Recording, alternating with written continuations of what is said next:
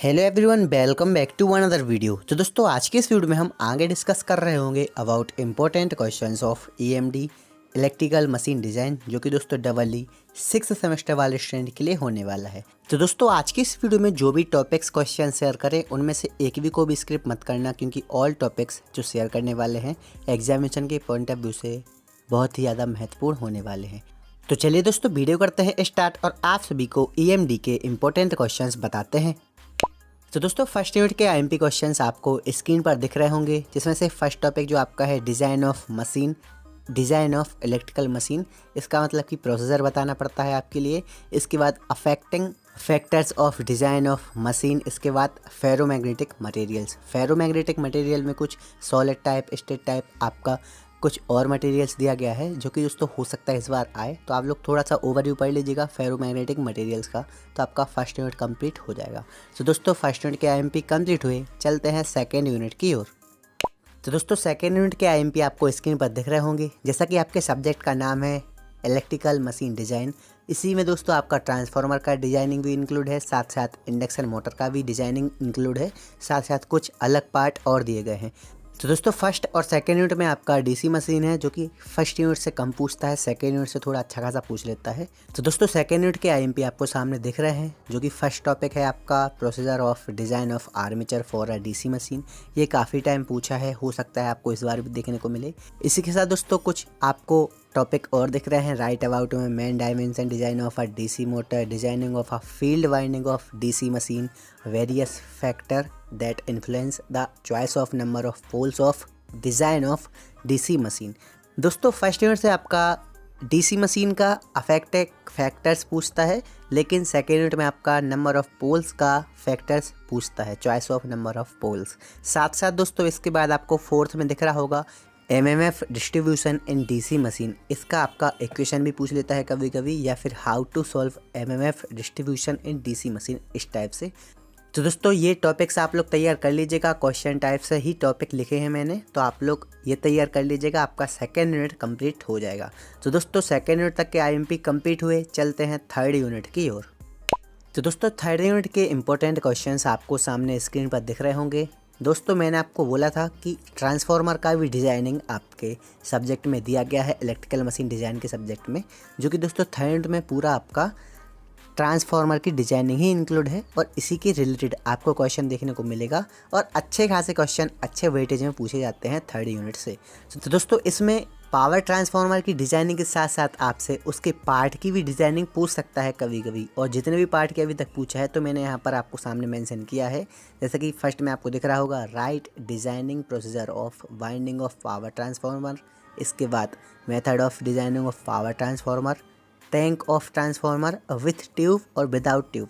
ये भी एक थोड़ा फंडा है यहाँ पे कि आपका कभी कभी बोल दे कि आपको वाइंडिंग ऑफ पावर ट्रांसफार्मर की डिज़ाइनिंग बताइए विथ ट्यूब और विदाउट ट्यूब। तो दोस्तों आप लोग ये टॉपिक थोड़ा सा देख लीजिएगा, विथ ट्यूब वाला और विदाउट ट्यूब वाला इंपॉर्टेंट है, आ सकता है। मेन क्वेश्चन तो आपका यही है कि वाइंडिंग ऑफ पावर ट्रांसफार्मर की डिज़ाइन कैसे करते हैं, लेकिन कभी कभी इसमें और ऐड कर देता है थोड़ा टफ करने के लिए, विथ ट्यूब डिज़ाइनिंग बताइए और विदाउट ट्यूब डिज़ाइनिंग बताइए। तो दोस्तों आप लोग ये थोड़ा देख लीजिएगा।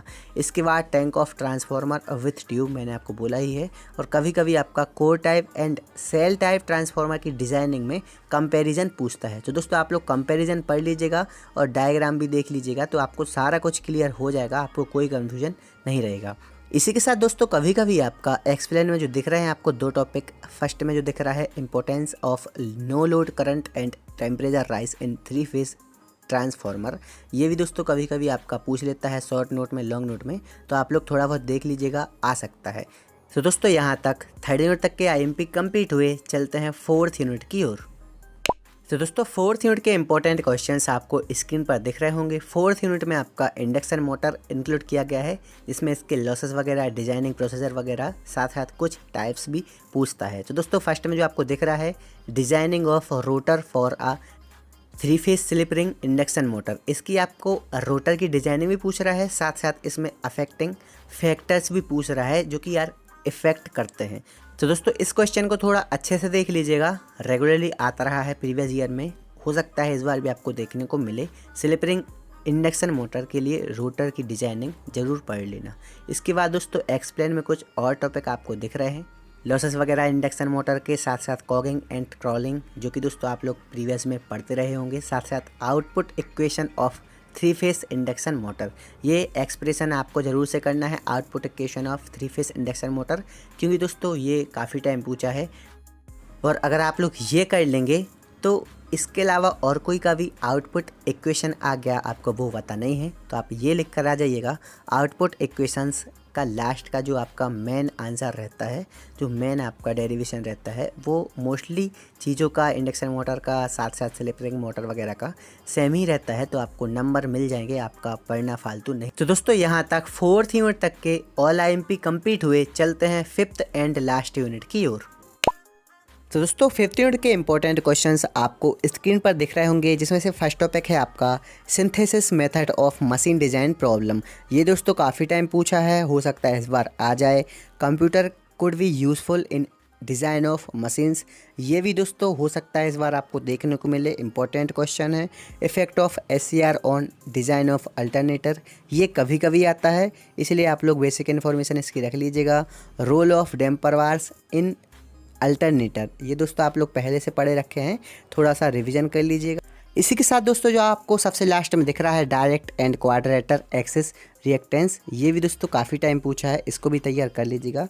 तो दोस्तों यहाँ तक मैंने आपको EMD के फर्स्ट यूनिट से 5th यूनिट तक के ऑल IMP शेयर कर दिए हैं, जो कि यार आपको काफ़ी ज़्यादा हेल्प करेंगे एग्जामिनेशन में। तो दोस्तों अगर आपको इस इंपॉर्टेंट क्वेश्चंस का PDF चाहिए है तो अपनी वेबसाइट पर इसका PDF का लिंक अवेलेबल है, rgpbnews.in पर आप जाइए, वहाँ पर इंपॉर्टेंट क्वेश्चंस के बटन पर क्लिक करिए। अब आपको सेमेस्टर और ब्रांच सेलेक्ट करना है, आपको आपके सब्जेक्ट का PDF लिंक मिल जाएगा, आप लोग वहाँ से इजीली PDF डाउनलोड कर सकते हैं।